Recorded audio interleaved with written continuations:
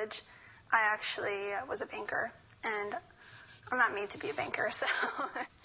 Well, it was actually very depressing to me because I interacted with a lot of people, doing transactions for them, and it just really surprised me as to how much money ruled their lives.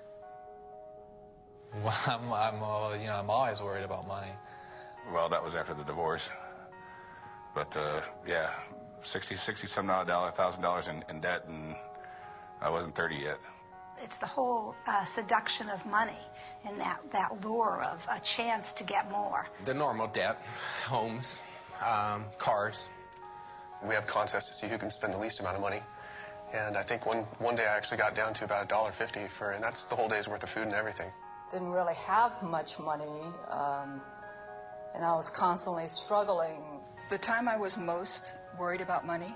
Well, right now I'm really worried about money. It was a domestic violence situation, and I was afraid that I wouldn't have the income. Wonder where your next meal is going to come from.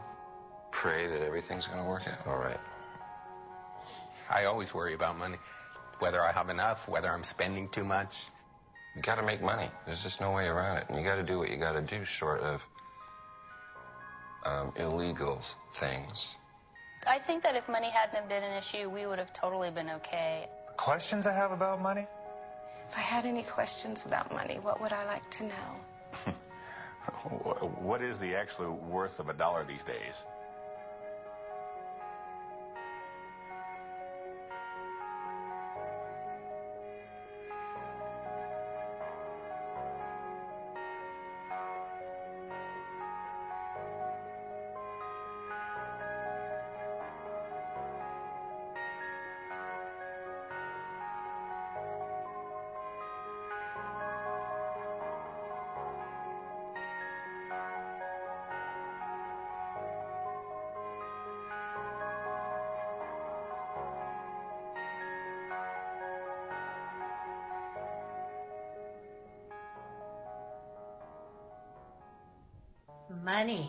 Money is the source of much anxiety, much confusion, a great deal of suffering.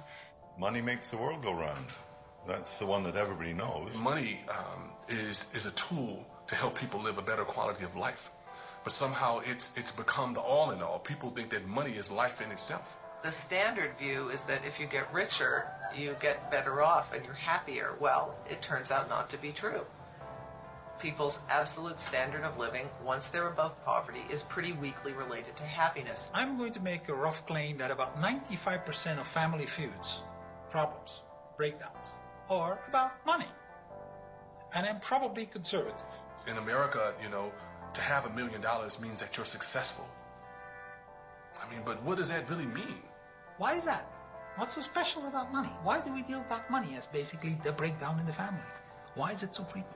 Our relationship with money is so troubled and so upsetting, and it is not just for people who are trying to make ends meet or who feel marginalized, but even our global billionaires are completely freaked out about money all the time. So having more money doesn't really resolve these problems we have around money. Understanding the dollar.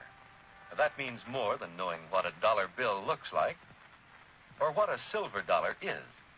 For the first time, essentially the entire world, willing or not, subscribes to the same set of economic rules. The money system went global, and it began to disorder every local ecosystem and every local social system on the planet.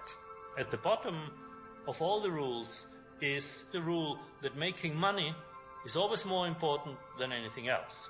We've made money more important than human life, more important than the natural world, more important than God or spirit. And on that really bed of lies, our relationship with money is resting. This is where we are today, is that the entire apparatus of assumptions underlying economics are simply wrong. So, why do we allow societies to be run with this malfunctioning source code? Part of the difficulty is that very few people think about what money is, where it comes from, how it is created, and how it is controlled. Well, remember, there has been 150 years of very intense propaganda and indoctrination to try to drive these ideas out of people's heads.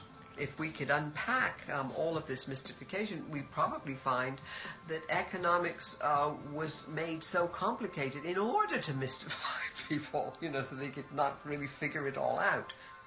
If everybody knew the full facts about how money is issued, how it's put into circulation, who is issuing it, how they have power and control over the economy and over individuals' lives, I think there'd be a lot of very unhappy people around. It's often been said that money moves the world, or money is the engine of the world, or money makes the world go round, but in more accuracy, money stops the world from going. I'm afraid that's more than I care to spend. Money doesn't facilitate. In its current form, it inhibits transaction and trading. Money is the one thing that is required for economic exchange. It is the Khyber Pass, if you will. It's the channel through which every transaction must go in order to be completed. We live today by exchanging goods and services with one another, and money is the medium that we use to do that. So money actually becomes the controlling element in economics. Those who control money control everything. Out of the simple barter of primitive people, spearheads became one of the first articles used as money. Shells have also served as money. Wampum was used by the American Indians. And hundreds of other articles have been money to various people at various times. Money is not a creature of the state. It didn't require any king or prince to invent money. Rather, money and monetary trade were products of spontaneous order. Well, put yourself in a barter situation where you come to market with some good and try to trade it directly for the good you want to go home and consume. So if you come to market with asparagus and you want to go home with plaid shirts, you have to find somebody who is not only selling plaid shirts but wants to be paid in asparagus. But of course, the problem is you often can't find a trading partner who has the goods you want and wants the goods you have. An alternative is to think, well, what does this guy selling plaid shirts want? So what people do is they consider trading not necessarily for what they ultimately desire, but for other intermediate goods that they think may be more readily traded for what they ultimately desire. And at first, different people are experimenting with different indirect exchange strategies. So somebody may trade for salt, somebody else may be using nails, third person may be using barley.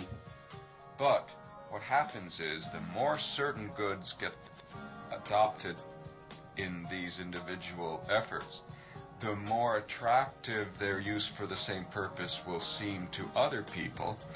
Consequently, there can be a snowballing process where eventually a small set of goods, or even just one commodity, seems overwhelmingly more attractive and becomes universally adopted. And when you reach a commonly accepted medium of exchange, that's when you've got money. So it's not defined by any physical characteristics, it's not defined by any legal sanction, it's defined by this social convention that people will accept it in order to trade it away later. In the course of human evolution, societies have used countless different things as money. Is it possible that what a society chooses as its money can affect the behavior of its people? The